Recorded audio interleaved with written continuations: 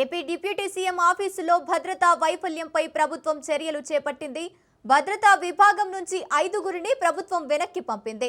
RI పెంటరావుతో పాటు 4 కానిస్టేబుళ్లను మాతృ విభాగంలో రిపోర్టు చేయాలని ఆదేశించింది. నిన్న పవన్ ఆఫీసులోకి నీలాంద్రి అనే వ్యక్తి చొరబడ్డారు. వాహనాలను నీలాంద్రి అద్దాలు ధ్వంసం చేశారు. పోలీసులు నీలాంద్రిని అరెస్టు చేసి విచారిస్తున్నారు.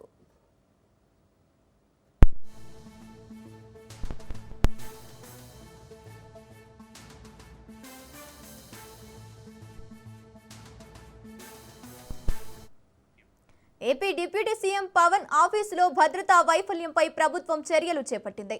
భద్రతా విభాగం నుంచి 5గురిని ప్రభుత్వం వెనక్కి పంపింది.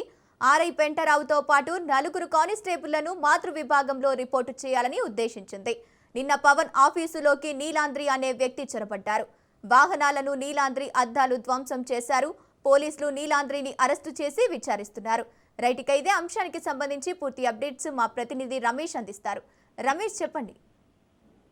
గంగోత్రి, నిన్న AP deputy CM Pawan Kalyan కార్యాలయంలోకి ఒక వ్యక్తి ప్రవేశించారు. అంతేకాకుండా అక్కడ ఉన్నటువంటి వాహనాల అద్దాలు కూడా ధ్వంసం చేశారు. ఈ సంఘటన నిన్న కొంత సంచలనంగా మారింది. నీలాద్రి అనే వ్యక్తి దాడికి పాల్పడ్డట్టు పోలీసులు గుర్తించారు. అతన్ని అరెస్ట్ చేసి పోలీసులు కూడా విచారిస్తూ ఉన్నారు. అయితే AP deputy CM Pawan Kalyan office దగ్గర పూర్తి భద్రత ఉంటుంది, కట్టుదిట్టమైన భద్రత ఉంటుంది. కానీ అలాంటి కట్టుదిట్టమైన భద్రతను దాచుకొని ఒక సాధారణ వ్యక్తి లోపలికి వెళ్లి అటు డిప్యూటీ సీఎం కార్యాలయంలో దాడికి దిగడం అనేది సంచలనంగా మారినటువంటి నేపథ్యంలో ఇటు అధికార యంత్రాంగం కూడా ఈ అంశానికి సంబంధించి పూర్తి స్థాయిలో దృష్టి సారించింది. నిన్న జరిగినటువంటి దాడి అయితే ఉందో ఈ దాడికి సంబంధించి పూర్తి స్థాయిలో విచారణ కూడా చేపట్టింది. దీని వెనక ఏమైనా రాజకీయ కుట్ర కోణం ఉందా అనే అంశంపై కూడా పోలీసు అధికార యంత్రాంగం దృష్టి పెట్టింది. అంతేకాకుండా deputy CM Pawan Kalyan office దగ్గర ఉన్నటువంటి పనిచేసే అధికారుల పైన కూడా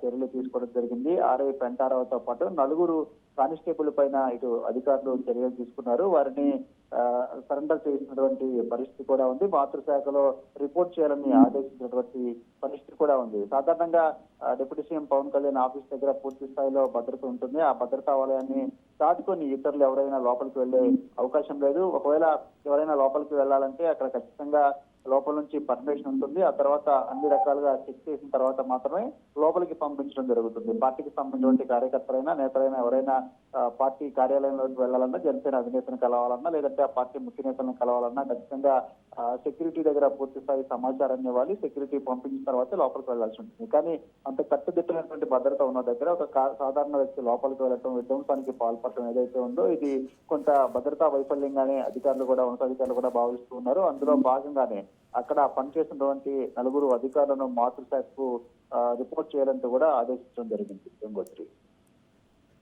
రైట్, థ్యాంక్ యూ రమేష్.